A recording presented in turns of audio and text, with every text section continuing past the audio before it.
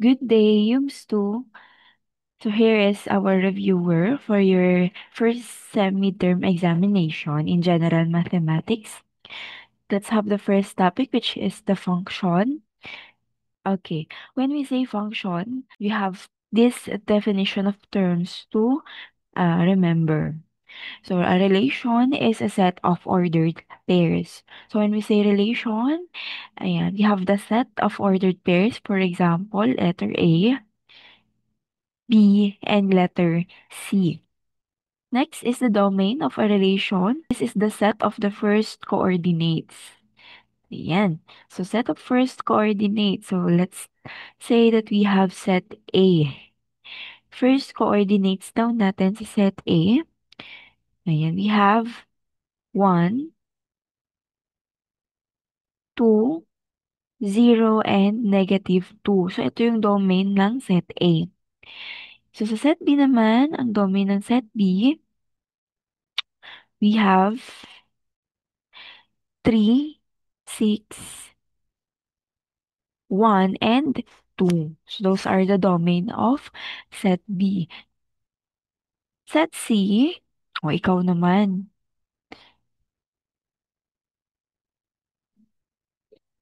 Okay. Ang set C natin ay 1, 2, 5, and 1. So ito yung domain natin. So pag sinabi namang range, this is the set of the second coordinates. So sa set A, ang second coordinates natin ay 3, 4, 1, and 6. So lahat ng pinagsama-samang second elements.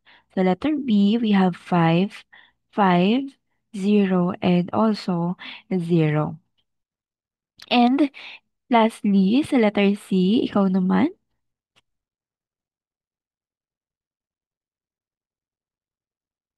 Okay, so sa letter C, we have 3, 7, 8, and 8.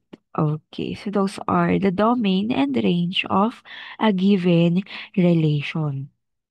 When we say function, this is a relation in which each element of the domain corresponds to exactly one element in the range.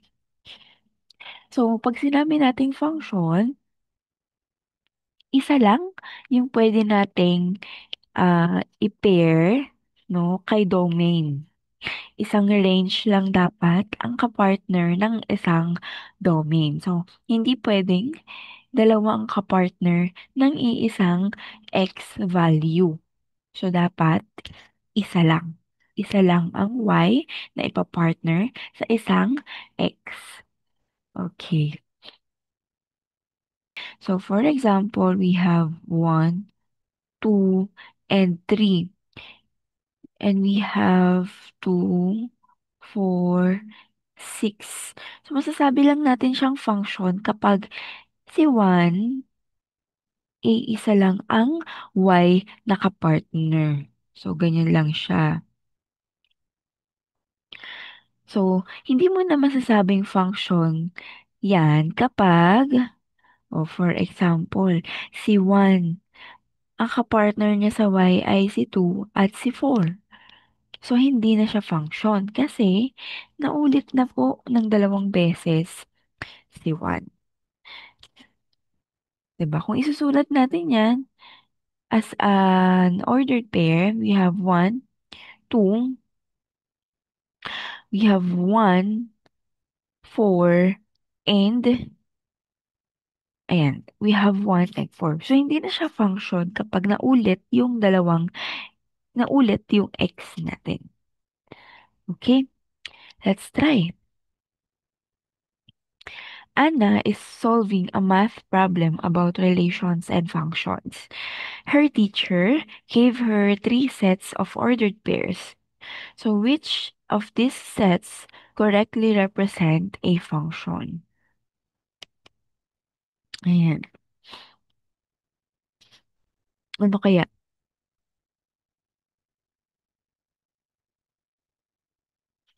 Okay. So in this given relations, our function is set A and set B. Oh, let's check.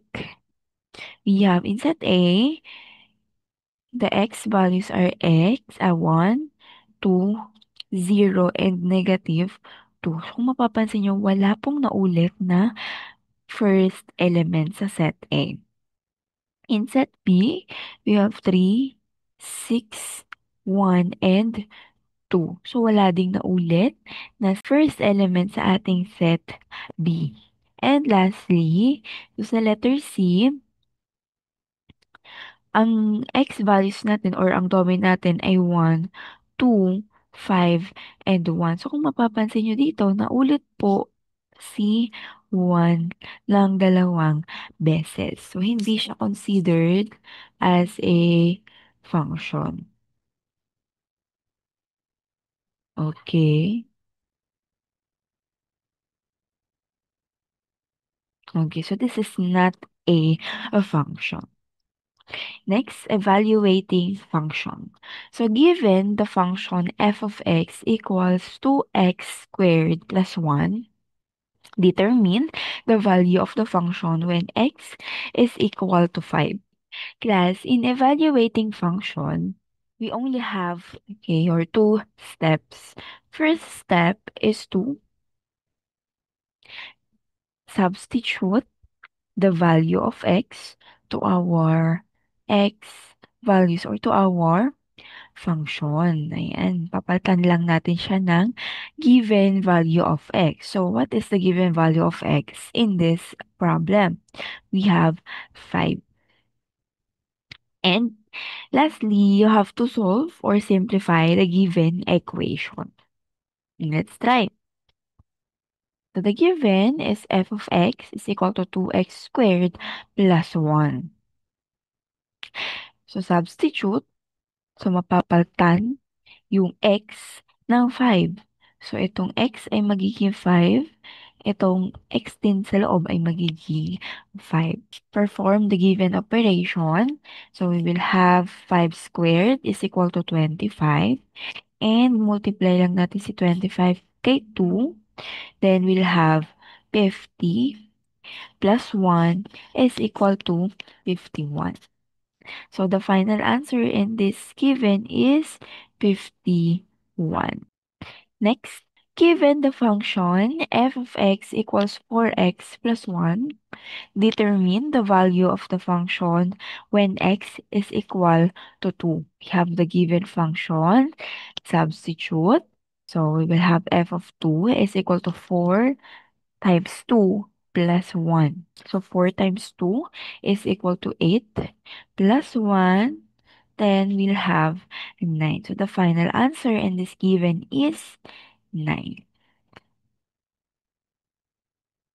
Next is piecewise function. So a t-shirt printing shop charges 80 pesos per shirt for printing 15 or fewer shirts.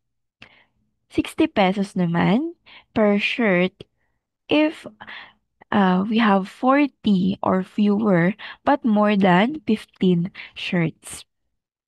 And we have 50 pesos per shirt for printing more than 40 shirts. So in piecewise function, you will write a model. No, you will write a function to model the cost for printing the number of t-shirts. So we will have the given variables, which is f and x. Okay. So, kapag ganito, class, sa piecewise function, babasahin mo muna yung problem. I-analyze mo muna mabuti yung problem bago kayo magsulat ng function. Kasi may mga conditions, 'di ba? So, 'di ba? Meron ditong nakalagay 80 pesos daw yung babayaran kapag 15 lang yung shirts or mas mababa pa sa 15 shirts. Halimbawa, 10 shirts lang. So, ibig sabihin, 80 pesos yung babayaran niya. So, kapag naman 40 or mas mababa sa 40 pero mas mataas pa sa 15 shirts, 60 pesos naman yung babayaran niya. So halimbawa, ito yung mga bilang ng t-shirt na 16 hanggang 40. Kasi sabi niya, mas mataas sa 15. So, anong mas mataas sa 15? 16 na yung kasunod. Hanggang 40 na shirts. So, kapag ganun yung condition natin, 60 pesos ang babayaran. Then, 50 pesos naman kada t-shirt kapag mas mataas pa sa 40 shirts ang bibilhin. So, isa-isahin natin yan. No, dito kasi, gagamit ka ng mga symbols katulad ng less than, greater than, greater than or equal to, and less than or equal to. So, gagamitin lang natin si less than kapag mas mababa lang yung bilang.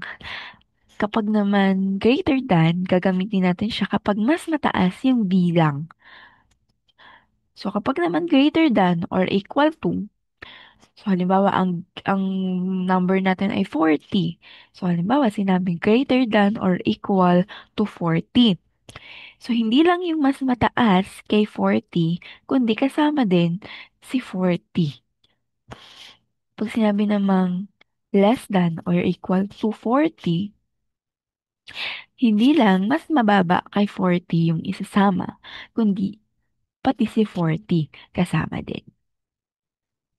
So let's try. So the first one is 80 pesos per shirt daw. 80 pesos per shirt for printing 15 or fewer shirts. So pag sinabing 15 or fewer, 15 o mas mababa pa sa 15. So, ang given function natin dyan ay 80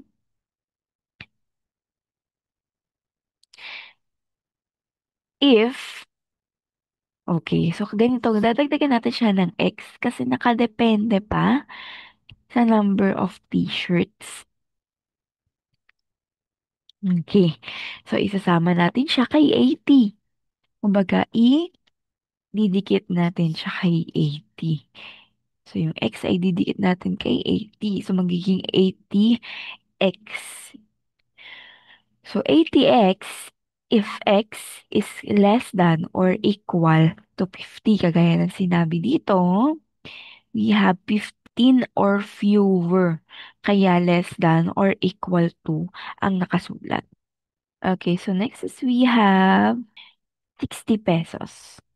So, 60 pesos naman ang babayaran kapag daw ang t-shirt na ipapagawa or bibilhin mo ay mas mababa sa 40 or 40 pero mas mataas sa 50. Pwede natin gamitin si less than or equal to ulit. 60x if x is greater than or equal to 15 but less than or equal to 40. Or pwede rin natin gamitin yung mismong symbol lang ni less than. Next, we have 50 pesos per shirt for printing more than 40 shirts. So dito, more than lang ang titingnan natin. So pag sinabing more than, mas mataas sa 40. So we have x is equal to x is greater than to 40. Okay? So 80x, 60x, 50x. So let's try. How much will it cost to print 30 t-shirts? How about for 100 t-shirts? So, to solve this, you have to go back and check your function. Saan pasok si 30 t-shirts? Sa function 1, 2, or 3? 30 t-shirts.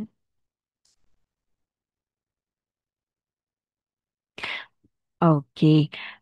Dito siya papasok sa second function natin. So, ang gagamitin natin dito ay 60x kasi ang 30 ay ang 30 ay mas mataas sa 15, 'di ba? Pero mas mababa siya sa 40. So, doon natin siya kukunin. So, to solve this, oh, we have second function. So, substitute lang natin. We have 60 times 30 is equal to 1,800. So, ito yung babayaran niya kapag nagpagawa or bumili siya ng t-shirt.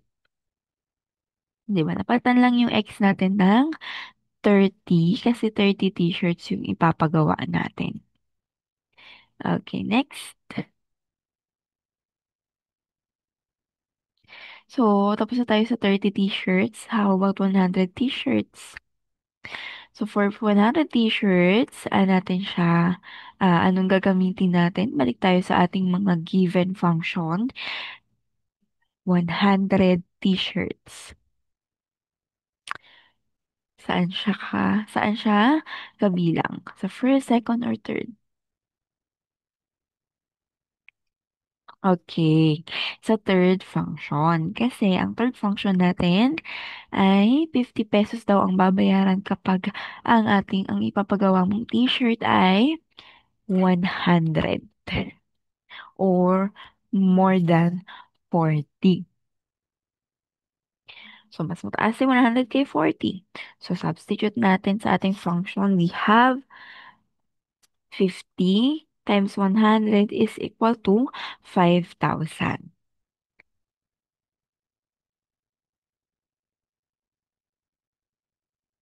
Next, we have Maria is organizing a basketball clinic. The cost is 1,200 per month per participant with an additional one-time registration fee of 500 pesos. Maria uses the function C of M is equal to 1,200 M plus 500, where C of M is the total cost and M represent the number of months. What is the total participant who joins for 5 months?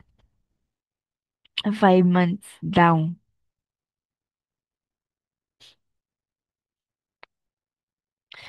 Hmm. Kumbaga, magkano daw yung babayaran ni Maria?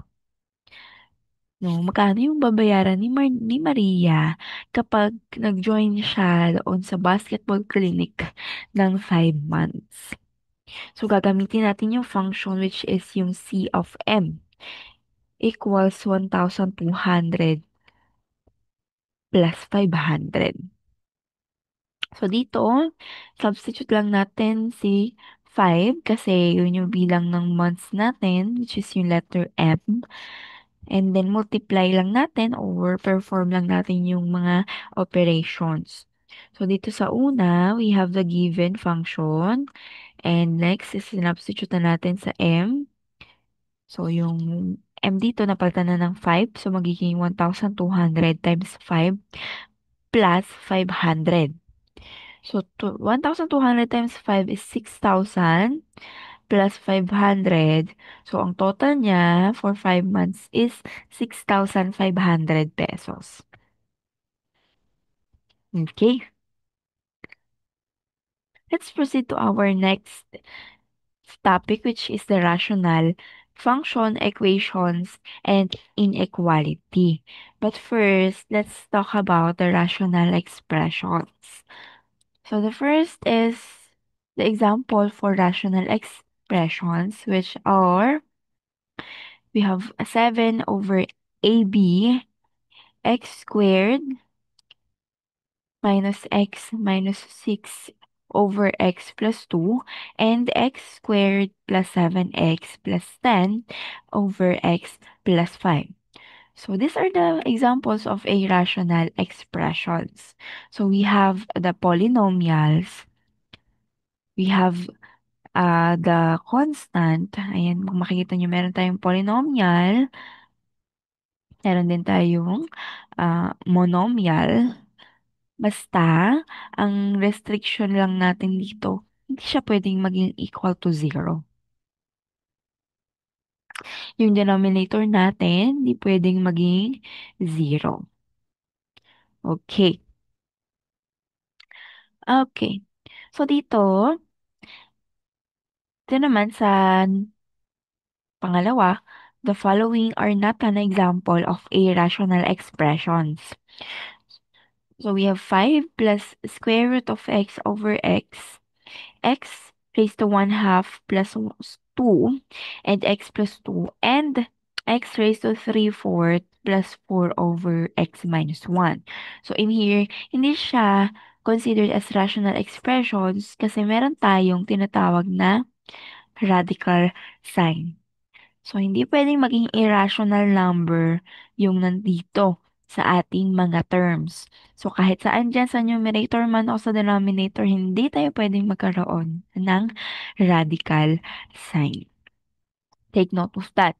So, dito ay meron tayong x raised to 3/4. So, class, kapag kasi ang exponent mo ay fraction, no, ang meaning nun ay radical sign po siya. May radical sign tayo or meron tayong tinatawag na roots, which is hindi pwedeng magkaroon sa ating rational function, equation, and inequality.